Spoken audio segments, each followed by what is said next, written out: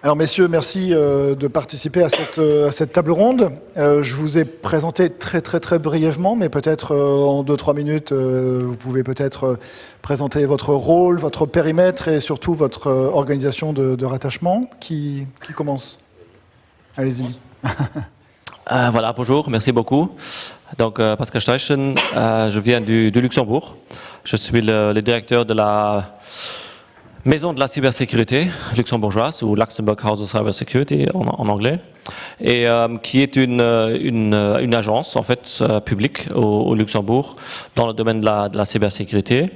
Et nous avons cette particularité qu'on est connecté au ministère de l'économie. Donc on a une mission vraiment d'accompagner le développement du marché cybersécurité au Luxembourg. Et ça, on le fait dans plusieurs dimensions, à plusieurs niveaux. D'un côté, sur un niveau, je dirais, technique, en vraiment fournissant un soutien, un accompagnement aux entreprises, tant au niveau de prévention, de protection, que jusqu'au bout de la chaîne, au niveau réponse sur incident, par exemple. Donc on a un centre de compétences qui fait partie de la maison, on a un CERT qui fait partie de la maison, et depuis très récemment, en fait depuis cette année-ci, on a une nouvelle structure qui s'est créée, qui s'appelle la fabrique de la cybersécurité, ou Cyber Security Factory, où on va particulièrement regarder les sujets émergents, donc l'IA, tout ce qui est quantique, et notamment la menace quantique sur les systèmes cryptographiques d'aujourd'hui, et naturellement tout ça avec les données.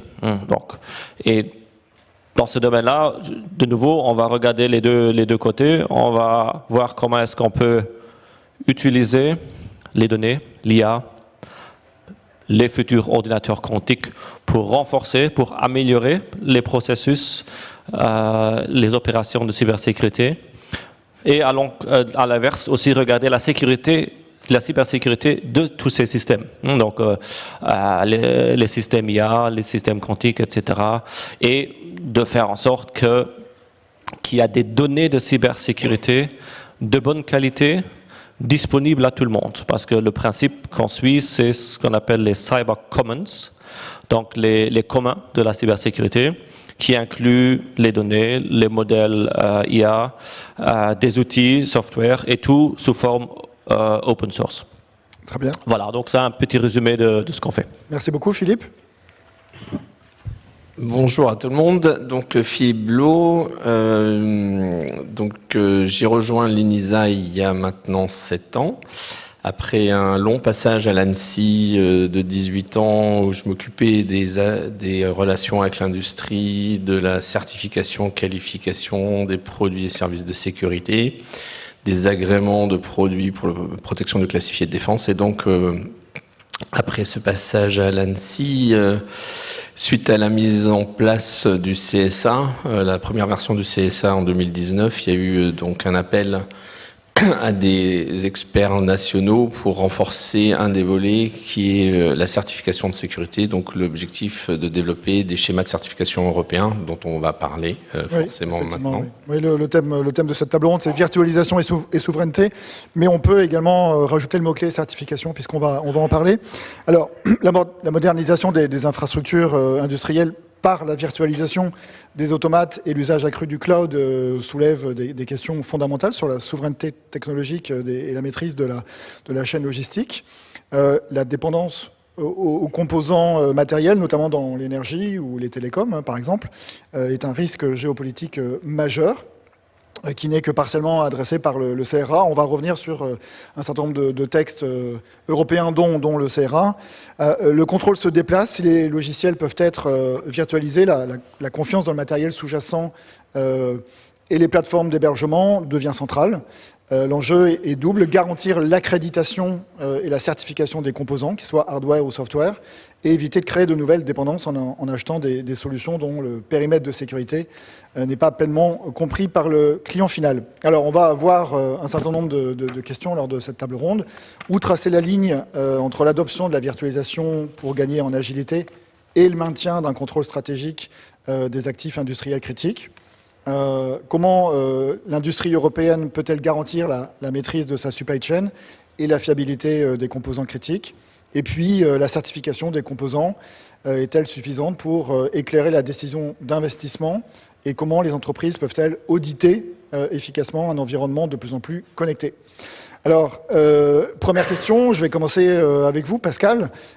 Où placer la limite entre le gain d'agilité apporté par la virtualisation et la nécessité de conserver une maîtrise directe des actifs industriels les plus sensibles?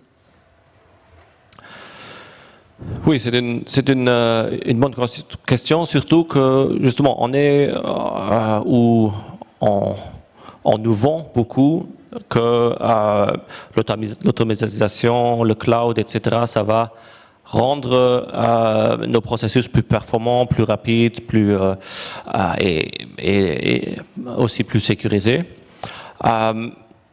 Dans une approche de production, d'opérationnalisation, c'est éventuellement le cas. Cependant, je pense qu'il faut regarder tout le spectre de la cybersécurité. Et ce que nous, on voit beaucoup, donc ce que notre équipe, certes, voit beaucoup, c'est dans des incidents, dans des attaques sur des infrastructures critiques ou pas, mais surtout sur des infrastructures critiques où l'impact peut être quand même assez important. On se rend quand même compte qu'une cyberattaque, elle va vraiment perturber la production et le temps de réactivité, si on n'a pas les compétences en interne, il est quand même beaucoup plus long. Donc d'un côté, on est dépendant à un fournisseur externe, on est dépendant à éventuellement une plateforme cloud à une équipe derrière qui va réagir ou pas. Et on n'a pas forcément toute la capacité d'aller dans la profondeur de la compréhension. Et donc, quelque part, ça, pour moi, c'est un manque d'agilité qu'il faut considérer, qu'il faut mettre dans l'équation avant de choisir la virtualisation sur des composants critiques déjà, et peut-être aussi en général après. Philippe, oui. Est-ce qu'il y a une doctrine luxembourgeoise sur l'usage du cloud, comme il peut y avoir dans certains pays, notamment en France, avec stratégie cloud au centre et autres? Il y a sectoriel. Il y a dans certains secteurs, il y a ce qu'on appelle des circulaires, notamment dans le secteur financier. Oui, là il y a le régulateur financier, il suit ça de très près et il indique aux banques qu'est-ce qui est possible et ou pas. Mais aujourd'hui, c'est le seul secteur. Après, il y a naturellement maintenant les directives européennes qui donnent un peu la doctrine. Philippe, sur ce point précis de la virtualisation? Alors, si la question c'est sur les enjeux ou sur la doctrine, donc... Où placer la limite entre le gain d'agilité d'un côté et la nécessité de conserver une maîtrise directe des actifs les plus sensibles? Alors je vais rappeler déjà le rôle un peu de l'ENISA. Oui, donc l'ENISA, l'agence européenne de cybersécurité, basée à Athènes et maintenant aussi à Bruxelles pour sa partie opérationnelle.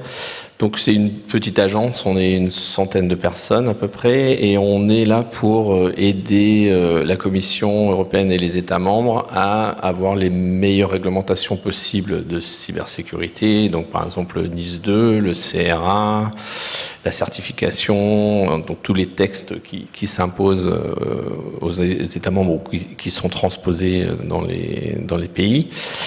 Et donc, nous, on émet des recommandations, mais sur le cloud, on a une activité particulière qui est de développer des schémas de certification pour essayer de rendre claires les exigences de cybersécurité qu'on va vouloir attester via cette certification. On n'est pas sur la doctrine d'usage. Donc là, il y a des projets de loi européenne qui vont émerger en 2026 sur l'usage du cloud et de l'intelligence artificielle pour essayer de développer une compétences européennes, une stratégie européenne en matière de data center, de recours à des clouds certifiés potentiellement pour le procurement. Mais l'ENISA, on n'est pas là pour définir des doctrines. Ça, c'est la Commission et bien sûr plutôt une posture nationale. D'accord. Dans un contexte de tensions géopolitiques croissantes, quels sont aujourd'hui les maillons les plus vulnérables de la supply chain? Est-ce qu'on est sur des composants matériels, des couches logicielles, des plateformes d'hébergement, la partie intégration? Pascal? Alors, quand on regarde un peu en Europe, sur le marché européen, je pense que l'élément le plus, je dirais, faible aujourd'hui, c'est la partie matérielle, la composante, et c'est pas spécifique en Europe, je veux dire, au niveau matériel. Tous les marchés au monde sont interdépendants l'un de l'autre. Je veux dire, les composants ou les ressources se retrouvent à certains endroits. Les entreprises qui travaillent ces ressources se regroupent un peu sur toute la planète. Mais donc ça, c'est vraiment quelque chose où il est très difficile de parler de souveraineté parce que voilà, on est interdépendant au niveau de toute la planète. Au niveau les couches au-dessus, logiciels, plateforme, etc. Là, je pense que on a encore pas mal d'atouts en Europe. On a, quand on regarde spécifiquement la cybersécurité, on a quand même énormément d'acteurs. Quand je regarde rien qu'au Luxembourg, petit pays, un des plus petits pays en Europe, on a 300 acteurs en cybersécurité. Donc, je veux dire, si on extrapole ça au niveau européen, je pense qu'on a vraiment beaucoup d'accords. Certes, c'est beaucoup de petits acteurs, et je pense que ça, c'est aussi un peu le problème de la chose, c'est que il manque la visibilité de qui sont les acteurs, quelles sont leurs compétences, dont un besoin de certification pour valoriser un peu ces compétences qui existent. Mais de manière globale, la compétence, elle est là. Il faut, je pense, arriver à... Et les acteurs publics, les agences européennes ont aussi un petit rôle à jouer là, c'est de aussi promouvoir les acteurs européens. Et à côté de l'agence ENISA, il y a une deuxième agence qui s'appelle ECCC, European Cyber Security Competence Center, qui a justement ce rôle de vraiment investir dans les compétences européennes et de les promouvoir pour vraiment renforcer le marché européen. Et donc, je pense qu'on est sur une bonne piste. Voilà, il faut juste qu'on y croit tous et qu'on arrive aussi un peu à convaincre les utilisateurs d'acheter européen. Ouais, Philippe, même question sur les composants les plus vulnérables selon vous? Alors, en termes de dépendance, pas grand-chose à ajouter à ce que dit Pascal. Il y a quand même des revirements, et notamment il y a une compétence dont on n'a pas parlé, qui est aussi la standardisation. Où l'Europe est parfois un peu à la traîne. Quand on regarde les groupes ISO, on n'est pas forcément les mieux représentés. Et même à l'ETSI, à Sensenelec, il y a quand même beaucoup de nos amis américains, anglais, chinois qui ont une bonne présence et parfois écrasent un peu les Européens. Mais on a quand même des signes positifs là, avec le CRA et C41 standards en cours de développement.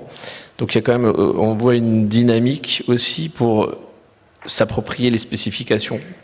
Donc donc ça c'est aussi une façon aussi de dire l'Europe finalement on a envie de se démarquer, on n'a pas envie forcément de se faire refourguer tout un tas de solutions dont on ne maîtrise pas le contenu. Et on a envie donc d'être proactif sur ce que c'est qu'un bon produit, ce que c'est qu'un bon firewall, ce que c'est qu'une bonne carte à puce. Bon, les cartes à puce, on fait ça depuis l'éternité, mais donc de se réapproprier le champ de la spécification. Et ça, c'est quand même une chose importante parce que ça va permettre aux acteurs européens de rentrer plus facilement dans cette reconquête du marché. Okay, vous avez parlé tous les deux des dépendances technologiques. Est-ce que la souveraineté suppose d'exclure certaines dépendances technologiques ou peut-elle passer par des mécanismes de mitigation, de confinement ou de segmentation? Philippe. Donc, si, Oui. est-ce que vous avez lu, on est un peu ébloui ici, mais ceux qui ont lu le CSA 2, les propositions d'amendement du CSA, est-ce que ça vous dit quelque chose? Cyber Security Act. La version 2. Je ne devrais voir que des mains levées. J'en vois 2, 3, ça fait pas beaucoup. Alors, lisez Cyber Security Act, proposition d'amendement, titre 4, Supply Chain. Donc le CSA, c'est le règlement européen qui, donne le mandat de l'ENISA et 2, donne le mandat de la certification européenne. Et ils viennent, donc la Commission vient, dans sa proposition qui a été publiée, pour être discutée maintenant avec les États membres, à ajouter un titre 4 sur les conditions, les bonnes conditions de supply chain en Europe. Donc, ce titre-là explique en gros que les entités critiques NIS 2 devraient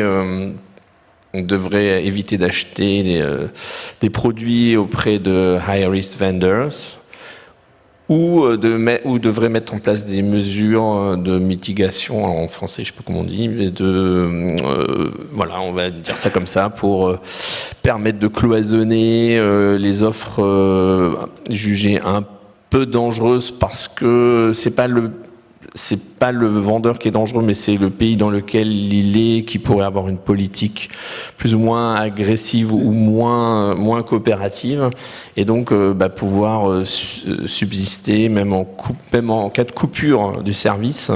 Parce que il n'y a pas que bien sûr il y a la confidentialité, on n'a pas envie d'être espionné, mais bon, il y a des espions dans le monde, ils ont un boulot, donc il faut qu'ils puissent le faire. Mais on a aussi envie d'avoir une résilience. Et c'est ça aussi le volet NIS 2, c'est s'assurer donc que les entités critiques ont la capacité de continuer à opérer, même si il y a pendant un certain temps une décision de ne plus permettre les mises à jour de telles solutions ou autres. Pascal, vous voulez réagir sur cette question-là?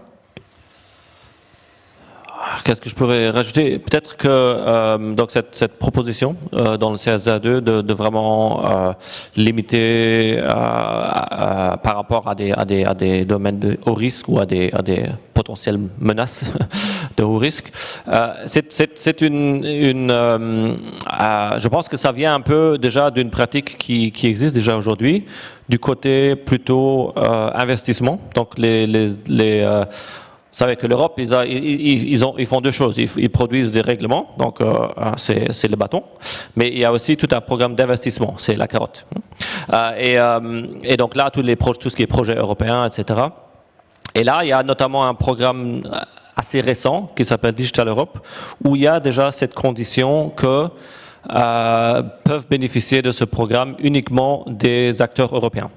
Donc ça montre déjà certaines tendances, et là l'idée c'est d'aller encore plus loin. Donc je pense que tout ça c'est des outils de confinement un peu en vue de la souveraineté.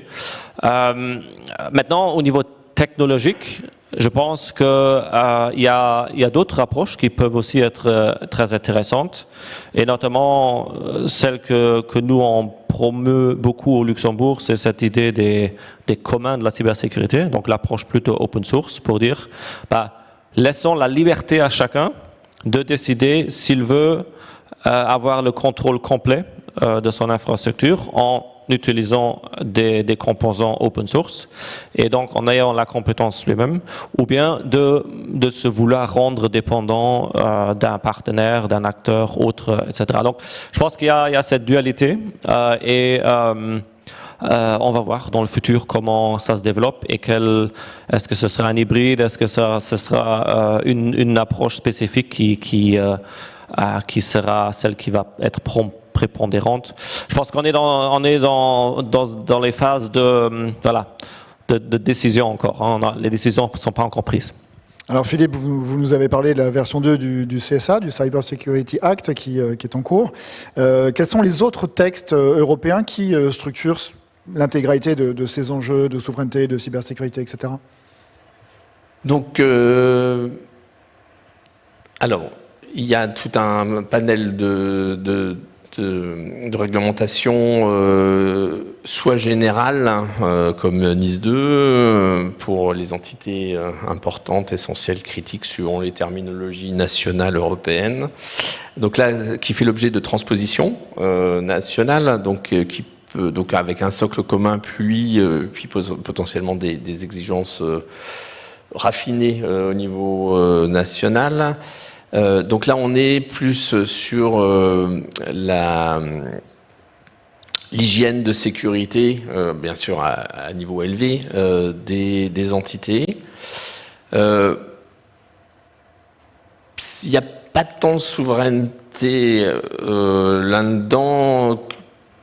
Enfin, peut-être que Pascal, t'as un autre point de vue là-dessus, mais c'est pas le mot d'ordre. Ce que je citais là sur l'amendement de CSA et ce titre 4 sur la supply chain vient renforcer NIS 2 sur ce volet justement de limiter la casse vis-à-vis de l'utilisation de solutions potentiellement dangereuses. Le CRA, donc le Cyber Resilience Act, lui s'intéresse à la sécurité des produits mis sur le marché européen. Alors, c'est ce que je citais tout à l'heure, 41 normes en préparation. Ça, c'est de la souveraineté, pas par le fait qu'on dise que les solutions étrangères doivent être bannies ou proscrites ou quoi que ce soit, c'est plutôt s'approprier les spécifications. Donc ça, c'est une façon de se positionner. On a ensuite les réglementations sectorielles où là c'est moins mon domaine. Et puis derrière il y a la certification. Alors la certification, pourquoi je parle de ça en tant que règlement ou texte de loi, c'est parce qu'en fait un schéma de certification, donc moi je m'occupe de ça à l'ENISA, de préparer des schémas. Une fois que le schéma a été présenté aux États membres et qu'ils ont donné une opinion favorable, la Commission européenne prend le relais et développe un texte de loi. Donc la certification n'est pas obligatoire, mais à partir du moment où on veut se faire certifier selon un schéma européen, les règles du schéma s'appliquent. Et parce que, en fait, ça fait bénéficier de la reconnaissance du certificat sur tout le territoire européen. Donc, c'est la certification alors de cybersécurité est un domaine donc réglementaire où la question de la souveraineté a été bien sûr posée. Alors, pas sur le premier schéma, EUCC, certification de produits de sécurité.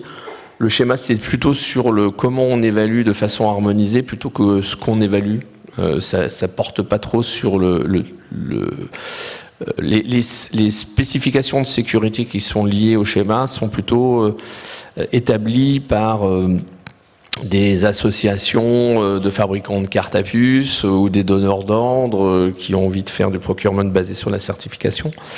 Mais donc c'est plutôt le comment que le quoi. Alors quand on a commencé le deuxième schéma, on a eu plus de soucis. C'est le fameux EUCS, donc pour le cloud, où là on s'est vite heurté à justement cette question de souveraineté, donc où l'idée c'était de faire un schéma technique, mais quand même en bénéficiant donc des apports à la fois du C5 allemand et du Secnum Cloud français, et le Secnum Cloud a des exigences liées à la souveraineté.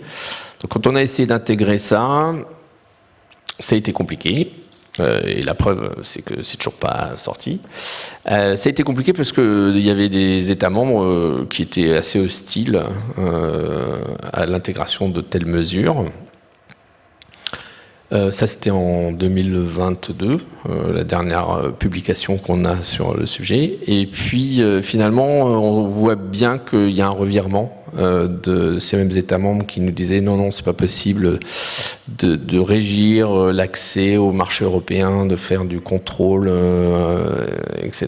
Et finalement, ce qui s'est passé, c'est que donc la Commission a proposé d'escoper ces aspects non techniques de la certification dans le nouveau volet supply chain et de laisser la certification se focaliser sur les exigences techniques, donc le quoi et le comment, mais en termes d'exigences de sécurité purement fonctionnelles et sécuritaires, hors considérations géopolitiques, etc.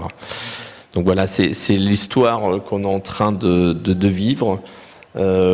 C'était déjà le cas parce que moi je me suis occupé aussi d'un projet qui pour l'instant dans un beau frigo sur la 5G. Donc on a en matière de 5G, on a la 5G Toolbox qui existe, c'est du soft power parce qu'il mais il y a quand même cette possibilité pour les États membres de faire des analyses de risque sur l'utilisation de la 5G et d'identifier potentiellement des high risk vendors et de les bannir. Donc ça, c'est une possibilité offerte qui n'est pas harmonisée. Et je pense que c'est ça aussi. Ce sujet, c'est le sujet de l'harmonisation européenne de ce qu'on appelle la souveraineté. Au-delà comme tu disais, des solutions telles que l'investissement et où l'open source, c'est aussi se mettre d'accord ensemble de qui on accepte ou qui on confine, etc. Et ça, c'est un vrai sujet qui est en train d'émerger. Pascal, comment vous voyez les choses? Comment la certification peut-elle aider à éclairer les décisions, qualifier les offres, renforcer la confiance?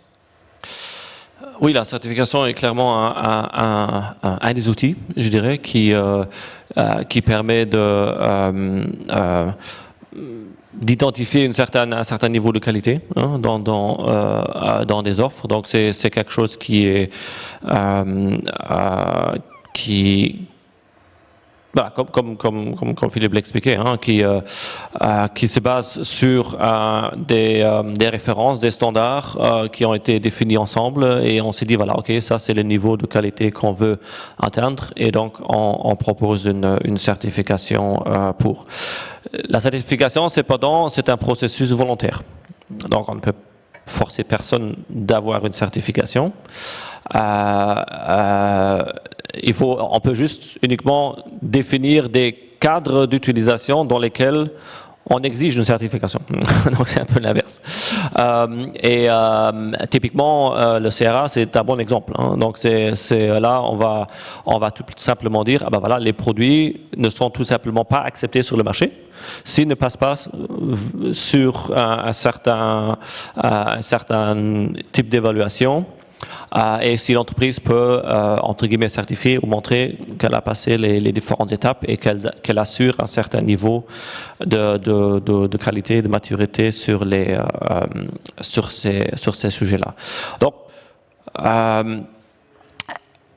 c'est un outil. Maintenant, je pense que ce qui est important, c'est aussi la gouvernance globale de la démarche. Comment est-ce qu'on veut positionner, comment est-ce qu'on veut renforcer la cybersécurité en tant qu'entreprise, en tant qu'industrie. Et là, à côté d'acheter des produits certifiés qui assurent une certaine qualité, je pense que c'est très important aussi, et je l'ai mentionné déjà, d'investir dans de la qualité interne. Donc de créer de la compétence locale ou in-house pour justement pouvoir permettre d'adresser les différents challenges qui arrivent ou tout simplement pour pouvoir couvrir les obligations qui sont là. NIS 2, certains secteurs, les entreprises auront des obligations, donc il faut monter en puissance, en compétence. Et je pense que c'est un mélange des deux choses qui globalement vont permettre de faire monter en puissance les fournisseurs avec des éléments plus de certification et plus les utilisateurs pour monter en compétences internes dans le cadre de règlements NIS 2, infrastructures critiques, etc. Oui. Philippe, vous vouliez réagir, non? Il y a un point que tu as soulevé qui est important, c'est la responsabilité aussi de l'utilisateur. C'est-à-dire, vous allez demain, vous avez vu, j'imagine, les différents labels qui existent, les visas de sécurité de l'ANSSI, le label France, etc. Donc il y a plusieurs types de labels ou de certification, de qualification, etc. Il faut les comprendre déjà, donc c'est important de savoir ce que ça signifie, puis c'est important de lire la documentation associée. C'est-à-dire qu'un produit ou une solution quelconque, une solution qui a été certifiée par rapport à un cahier des charges, faut savoir si le cahier des charges correspond à son besoin. Et ça fait partie des compétences internes de mise en œuvre des solutions. Il faut accepter de lire un rapport de certification. Et ça, c'est des choses qui s'apprennent aussi pour savoir quel est le scope qui a été certifié, quelles sont les conditions de mise en œuvre. Parce que tout n'a peut-être pas été regardé dans la solution, ou les fonctions, vous avez besoin d'une fonction spécifique qui a des caractéristiques de mise en œuvre particulière, etc. Donc ça, il y a comme une éducation vis-à-vis de c'est très différent du CRA. Le CRA, c'est pour le marquage CE, il faut avoir passé un certain nombre de contrôles de sa solution, et la solution, elle est censée être secure by default, etc. Donc en fait, c'est très B2C. Là, la certification, c'est beaucoup B2B aujourd'hui, et donc ça veut dire que les entités qui s'approprient les offres certifiées doivent effectivement veiller à ce que le produit ou la solution réponde aux spécifications et les mettre en œuvre de façon sûre. Je voulais revenir sur un point, Pascal, vous l'avez évoqué tout à l'heure. Quelle politique industrielle les États membres quelle politique industrielle les États membres mettent-ils en place, notamment sur la partie financement, financement des projets de recherche, financement des projets d'innovation, des projets de développement? Je crois que vous avez un exemple à nous partager. Oui, voilà. Donc, je pense que ça, on voit quand même beaucoup. Donc, à côté de tout ce qui se fait au niveau européen, donc les grands programmes de recherche Horizon Europe, mais aussi d'autres Digital Europe que j'ai évoqué et d'autres plus liés à l'infrastructure ou les startups. Au niveau national, il y a aussi pas mal de programmes qui voient le jour. Et naturellement, je viens de Luxembourg, donc je peux vous donner l'exemple de Luxembourg où très récemment, en fait depuis cette année-ci, on a vraiment complété l'offre entre guillemets de ces instruments d'accompagnement et d'aide étatique pour le domaine de la cybersécurité. Donc par exemple, depuis cette année-ci, on a un système de bonification sur les taxes pour des investissements de cybersécurité que les entreprises font en interne, donc pour montrer cette montée en compétences. Donc l'État est là pour accompagner cette approche. Et il y a aussi des programmes d'accompagnement pour ce qu'on appelle des paquets PME, par exemple, donc pour des petites entreprises où on va donner un petit financement de quelques dizaines de milliers d'euros pour accompagner la mise en place de mécanismes de sécurité, pour investir dans une nouvelle génération de firewall ou autre, jusqu'à des programmes mélangés où des consultants ou des experts en cybersécurité. Leur offre peut être aussi de nouveau complétée par un accompagnement financier et tout ça via donc le ministère de l'économie luxembourgeois qui a donc tout ce programme pour accompagner et pour renforcer les entreprises, même ceux qui ne vont pas aller dans les grands projets de recherche ou qui vont utiliser un peu les mécanismes européens, d'avoir aussi des éléments vraiment pour les petits, parce que c'est ça, et je l'ai dit tantôt, surtout dans le domaine, dans l'écosystème, dans le marché de la cybersécurité, il y a énormément de petits acteurs, de PME, qui font de la cybersécurité en Europe. Et je pense qu'il faut des actions comme ça pour ne pas les perdre, parce que nos amis ukrainiens nous l'ont montré, en cybersécurité ou en sécurité en général, la diversité, c'est la force. Parce que c'est parce qu'ils avaient une diversité énorme d'acteurs dans la télécom que l'Internet ne s'est pas cassé la gueule. Typiquement, c'est vraiment là il y a des lessons learned, je pense pour toute l'Europe, pour vraiment on parle toujours des grands champions en cybersécurité. C'est bien, il faut en avoir, mais il ne faut pas que miser sur cette carte-là. Il faut aider les petits à rester là et à garantir un écosystème de bonne qualité et sain. Philippe, une réaction? Non? Sur le volet européen, il y a des changements aussi sur le volet cyber. Donc, bien sûr, il y a des calls répétitifs sur les appels à projets européens. Mais là, il y a quand même, il y a eu fin d'année 2025. Quelque chose d'assez nouveau pour l'Europe. C'est donc, tu parlais tout à l'heure des nouvelles technologies, post-quantum crypto, intelligence artificielle. Sur le volet PQC, il y a eu un call de 25 millions d'euros pour que l'Europe se dote en 4 ans d'une plateforme de test PQC pour vérifier la migration progressive des infrastructures et des offres. Donc ça, c'est quand même assez significatif.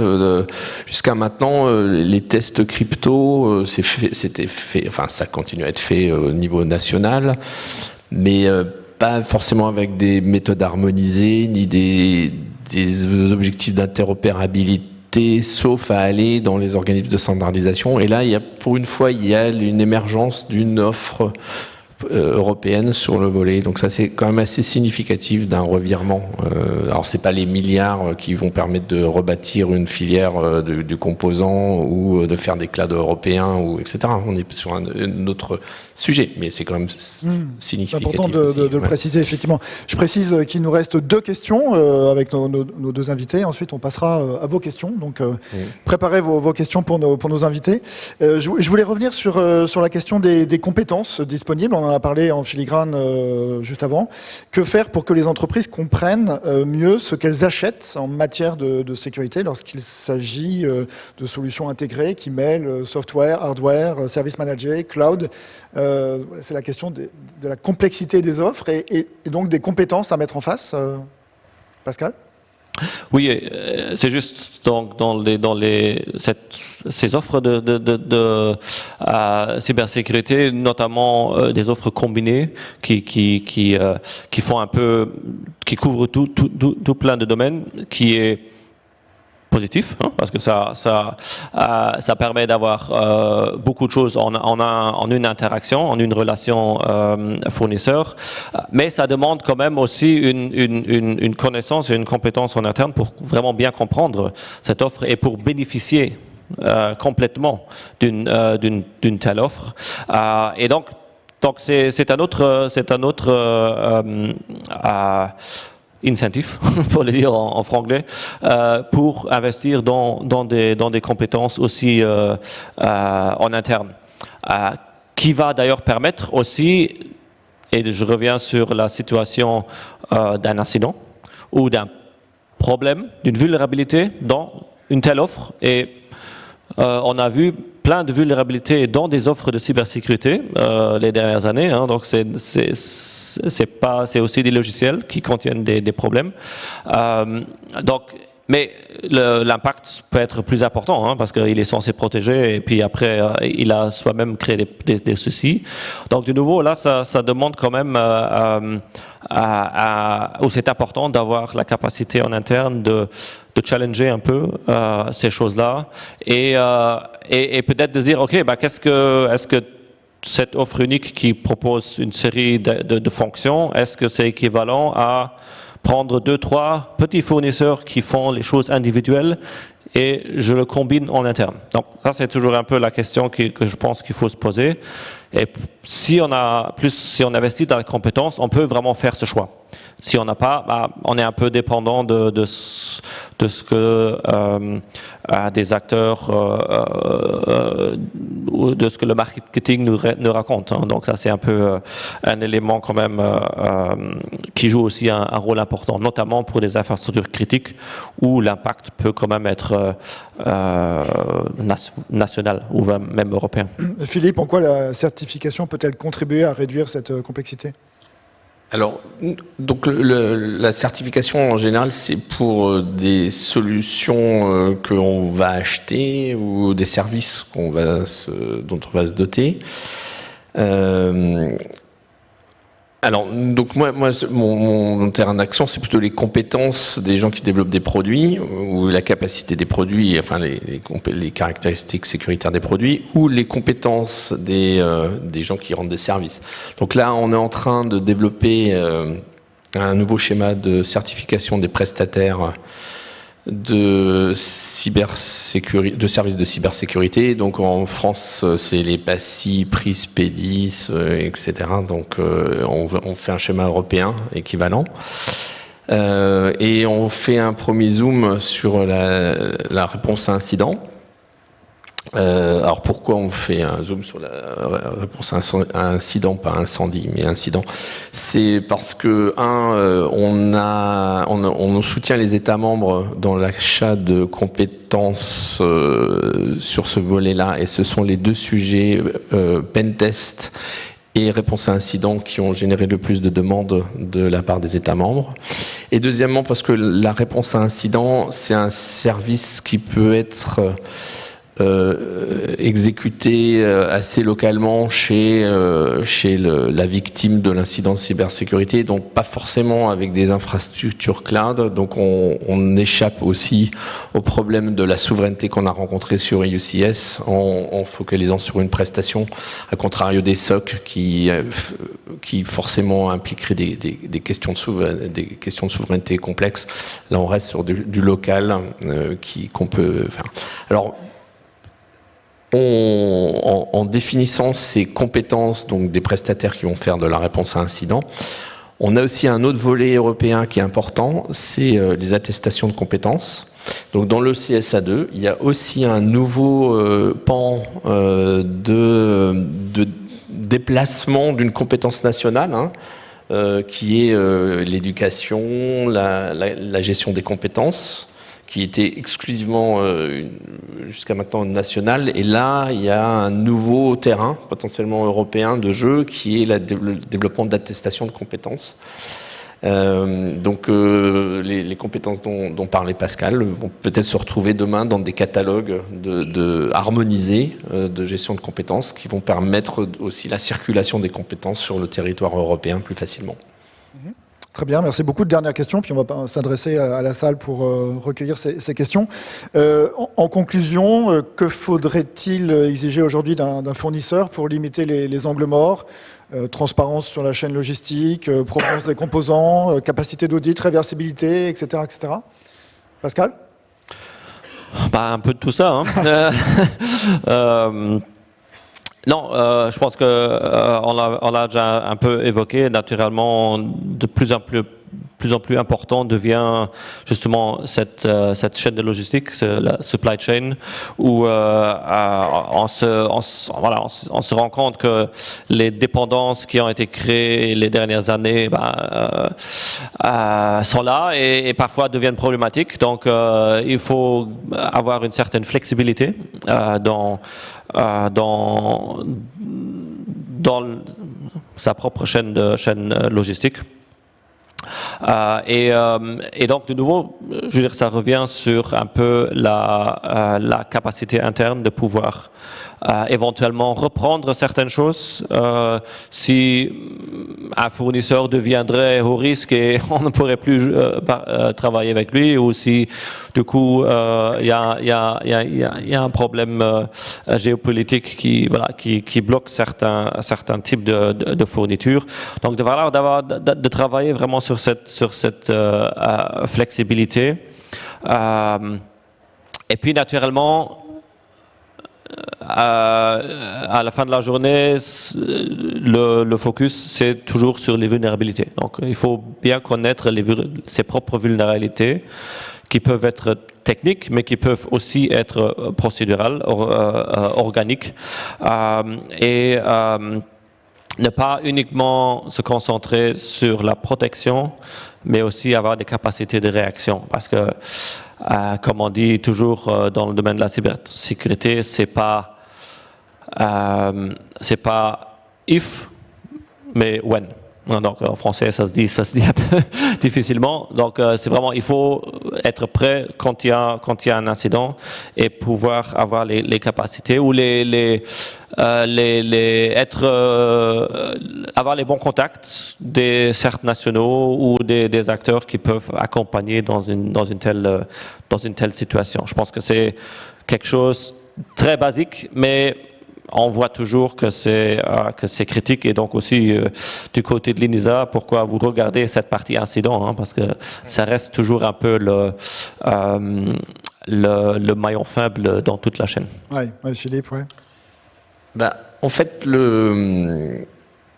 donc après avoir passé donc un temps significatif en France, avant l'ANSSI, j'étais à la DGA, donc DGA développement de produits crypto, ANSSI développement d'une offre plus commerciale, mais aussi toujours en regardant les produits crypto.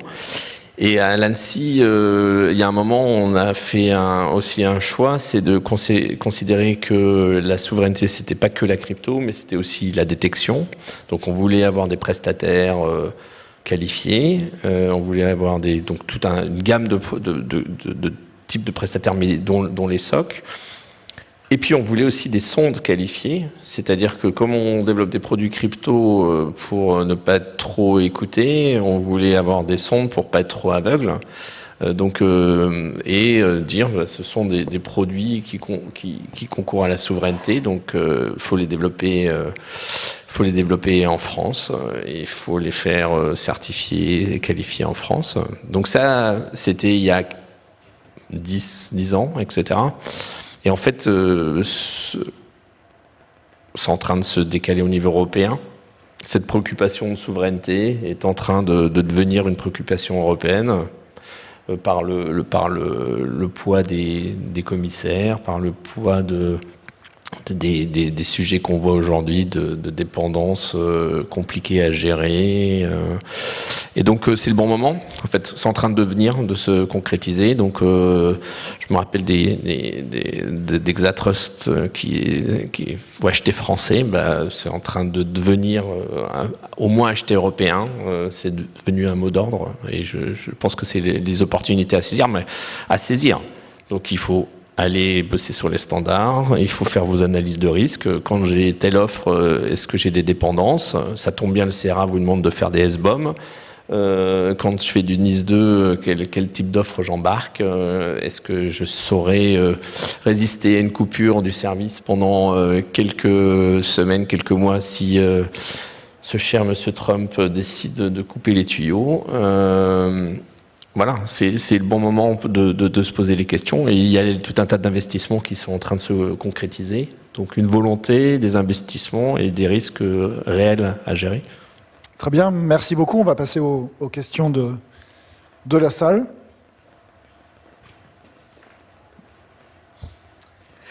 Bonjour, Quentin Rivette, SNCF. Le sujet de la certification, c'est quelque chose qui est vraiment important pour avoir un niveau de maturité des produits. Donc là, avec le CRA, effectivement écrit pour le B2B, avant tout pour l'ourson connecté et autres, mais concerne aussi d'abord écrit pour le B2C, mais concerne aussi le B2B. Donc là, tous les produits B2B industriels vont forcément passer au tamis du CRA. Il y a les critères communs au sens mondial, le IEUCC depuis quelques mois. Il y a aussi des démarches de certif 62443-41, 42. Tout ça, ça fait tout un panel de schémas de certification différents. Suivant ce qu'un tel demande, ce que l'autre demande, les vendeurs, ils font certifier leurs produits une fois, deux fois, trois fois. Tout ça, c'est des multiplications de coûts. Est-ce qu'il y a une réflexion, un schéma, une trajectoire au moins européenne pour essayer de faire converger un peu toutes ces certifications ou avoir des cross-certifications? Je suis ça, donc si je suis SL2 443, je suis UCC niveau machin. Voilà. Alors, c'est pas une question facile. Alors, on est je vais prendre un autre exemple. Mais en France, il y a la certification CC, critères communs, et puis il y a la CSPN, certification de sécurité de premier niveau. Donc, on est en train de réfléchir à France, Allemagne et Espagne, Hollande, tous les gens qui ont implémenté ce schéma FITSEM, puisqu'il y a un standard européen, comment potentiellement l'intégrer dans un schéma européen. Il n'y a pas de demande de fait de la Commission, mais on est en train de réfléchir. Donc, est-ce qu'il faut développer un nouveau schéma ou est-ce qu'on peut optimiser le schéma existant UCC en l'intégrant à la CSPN? C'est des choses qui sont en train d'être étudiées. Bon, certification industrielle, c'est un autre sujet. On est sur des... mais c'est pas loin non plus, puisque pour avoir travaillé à l'ANSSI, on a aussi certifié des PLC. Et quand on certifie des PLC, c'est des produits qui sont à la fois IT, industriels, etc. Donc on sait harmoniser. Aujourd'hui, ce que nous a demandé la Commission, ce qui est proposé ici dans le CSA, c'est de faire une assemblée, de générer un groupement des utilisateurs de la certification, je crois que c'est le terme assemblée qui a été choisi, assembly, pour essayer de faire une roadmap, pour mettre tous les acteurs autour de la table, pour essayer de définir cette stratégie-là. Ça, c'est le premier point. Le deuxième point, c'est qu'on nous a demandé aussi d'essayer de vraiment isoler dans les schémas de certification européens ce qui est spécifique à telle méthode d'éval et ce qui est générique. Donc, par exemple, une certification d'un produit de sécurité, on peut dire que c'est à peu près toujours... il faut des conformity assessment body qui soient accrédités à peu près toujours avec les mêmes standards. Il faut la durée de vie d'un certificat, c'est de l'ordre de 5 ans. Donc des choses très répétitives. En revanche, les méthodes d'évaluation, elles peuvent être particulières. Est-ce qu'il faut avoir un schéma par méthode d'évaluation ou est-ce qu'on peut regrouper des méthodes d'évaluation dans un même schéma? C'est ça la question qu'on va se poser. Voilà. Mais c'est des questions, on n'a pas la réponse aujourd'hui, mais il y a une motivation effectivement de rendre les choses plus génériques et éventuellement d'héberger dans un même schéma plusieurs méthodes d'évaluation. Donc par exemple dans le cloud, c'était une idée initiale d'avoir des méthodes d'évaluation éventuellement différentes pour certifier le même objet. Merci Philippe. Pascal, vous voulez ajouter quelque chose? Bon, peut-être juste rajouter que finalement la question c'est sur l'interopérabilité. Donc que ce soit de l'interopérabilité des certifications, mais aussi l'interopérabilité des solutions, des systèmes de protection. C'est un peu un élément très important.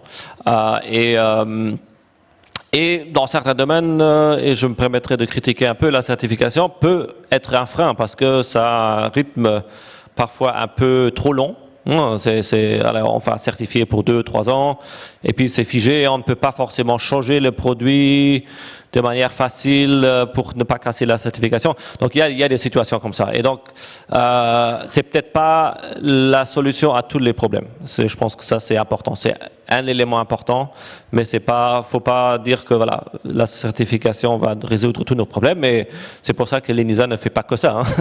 Il fait plein d'autres choses parce que voilà c'est un élément de la chaîne de confiance quelque part. En revanche, pour rebondir quand même sur dans le CRA par exemple, il y a la possibilité de présomption de conformité au CRA via des certifications a été portée. Donc on est en train de travailler sur le sujet. On a 18 pilotes en ce moment pour essayer de regarder comment ça pourrait se passer. Et la commission qui projette dans la foulée de faire un acte d'exécution ou d'implémentation, enfin je sais jamais, pour rendre opératif cette présomption de conformité avec un objectif de fin d'année. Merci. Bonjour, Goran Gotev de Zscaler. Merci beaucoup Philippe et Pascal pour cet échange. Une petite question par rapport à tout ce qui a été mentionné, le CSA2, Nice, le CRA et ainsi de suite. Il y a un outil qui aussi est relativement neuf, c'est le ICT Supply Chain Toolbox qui a été préparé avec le Nice Cooperation Group et la Commission européenne, qui a été publié il y a quelques semaines. Je voulais avoir un petit peu votre réaction, comment en fait ça peut aider aussi, voilà un petit peu l'objectif que vous êtes visé, et du point de vue ENISA et aussi du Luxembourg, comment est-ce que vous voyez ça comme, on va dire, un workstream éventuellement qui pourrait un petit peu aider à faciliter le travail de conformité et d'approche technique. Merci. Est-ce qu'on a le droit d'appeler un ami? Bon, tu vas être mon ami. Oui, c'est toi expert. Je pense que ça a déjà été un peu évoqué. Hein, c'est l'idée dans CSA2 c'est une proposition qui est sur table. Ça s'inspire un peu à la Toolbox 5G, hein, comme tu l'as dit. Donc, c'est de donner des possibilités aux États membres, à la Commission, de identifier éventuellement des acteurs ou des endroits problématiques et de pouvoir agir dessus. C'est quelque chose qui aujourd'hui est pas vraiment possible, en tout cas pas au niveau public. Et donc c'est une proposition qui est sur table. Et puis après, je veux dire, voilà, on n'a pas la boule de cristal là pour nous dire comment le futur va être, mais voilà, ça va prendre encore, je pense, un peu de temps de discussion, de voir quelle sera la solution ultime par rapport à ça. Mais c'est clairement des éléments ou des réflexions de souveraineté européenne. Allez, on a le temps pour une dernière question, si vous le souhaitez. Est-ce qu'il y a une main qui se lève? Ah, oui, monsieur. Allez-y. Bonjour, Olivier Bacati, Artelia. Moi, j'ai une question sur la souveraineté. En fait, est-ce que l'Union européenne va se doter de moyens d'empêcher les rachats des produits des sociétés? Parce que nous, on est société de services, on qualifie nos ingénieurs sur des solutions souveraines, françaises ou européennes, avec le risque qu'un acteur chinois, américain, achète le produit. Et du coup, on perd cette notion de souveraineté. Est-ce qu'on aura des outils au niveau européen pour bloquer ce type de conglomérat, peut-être? À ce que je sache, le marché européen, il est libre. Hein, donc, quelque part, le choix que vous fassiez racheter, il est chez vous, pas au niveau de la Commission européenne. Donc, il n'y a que des outils pour des grandes agglomérations, hein, qu'on connaît au niveau compétitivité, mais pour des cas individuels, je vois pas ça dans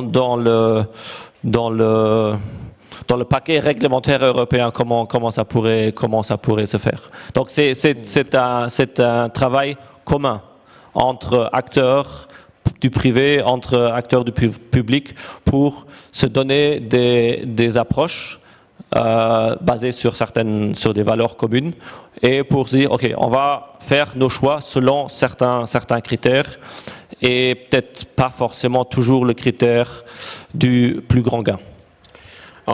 À ma connaissance, il n'y a pas l'équivalent européen de l'IEF, hein. Investissement étranger en France, je ne connais pas, je ne sais pas si c'est une volonté de développer quelque chose, mais là, je ne sais pas. Mais en tout cas, ça existe au niveau national, au moins. Alors, on a potentiellement encore le temps, on a quelques minutes encore, une ultime question. A priori, non. Merci messieurs, on peut vous applaudir.